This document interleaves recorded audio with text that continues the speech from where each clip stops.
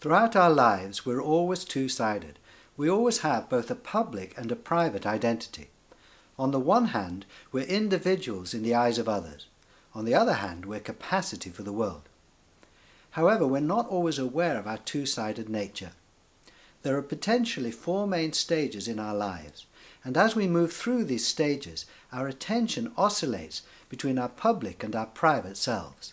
Sometimes our focus is on one side, sometimes on the other. The four main stages of our lives are the baby, the child, the adult, and the seer.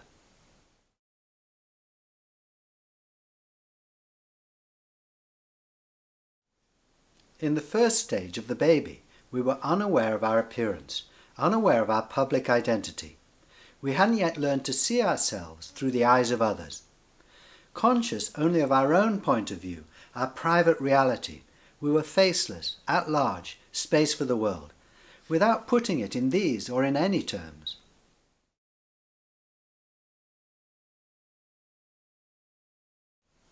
In the second stage of the child, we were becoming aware of our public identity.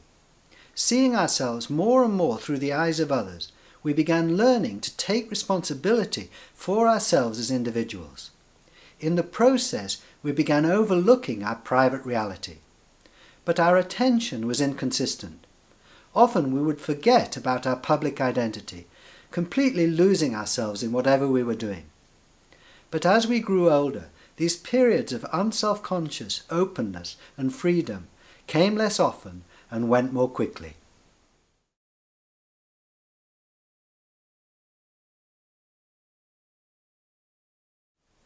In the third stage of the adult, we identify profoundly with our public identity. Seeing ourselves as others see us, we're in no doubt at all that we are what we look like. In this stage, we deny the reality of who we really are. It would seem that the price of genuinely becoming a person is the loss of our private self. We may not lose it for long, but lose it we must.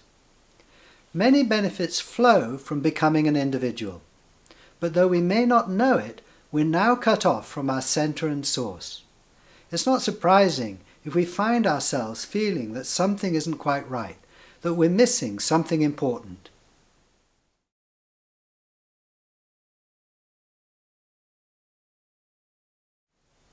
Fortunately, this need not be the end of our journey.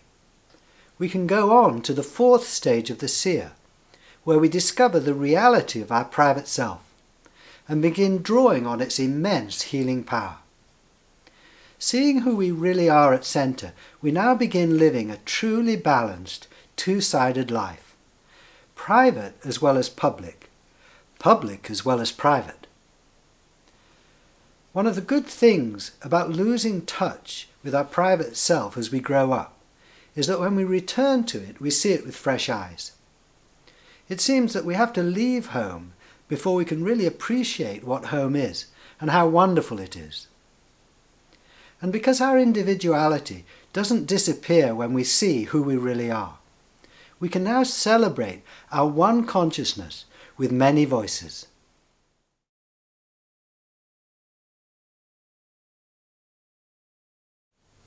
These stages are a map for our individual lives.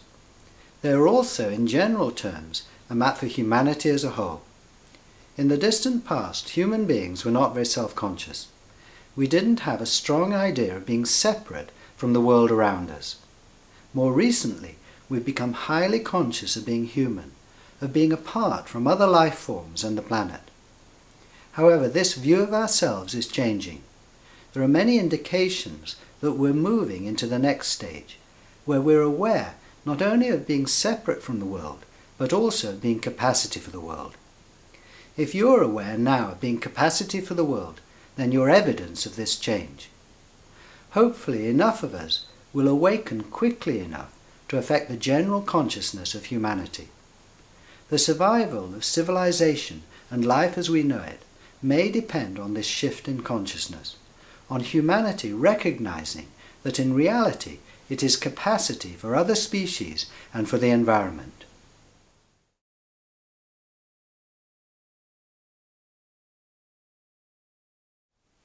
In this film we've presented a traditional spiritual message in modern terms. The traditional message has been expressed in different ways, depending on time and culture.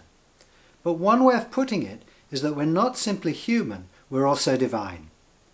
If we look steadily within at our divine nature, then our lives will be blessed. In this film we've described this spiritual message in physical terms. We're not at centre what we appear to be from a distance. Rather than asking you to believe this proposition, we've carried out experiments that test it, and then we've explored some of the implications of living consciously from our centre. This modern way of testing this ancient message was developed by the philosopher Douglas Harding. If you'd like to find out more about Douglas, then please visit our website. You'll also find there lots more information about this experimental approach.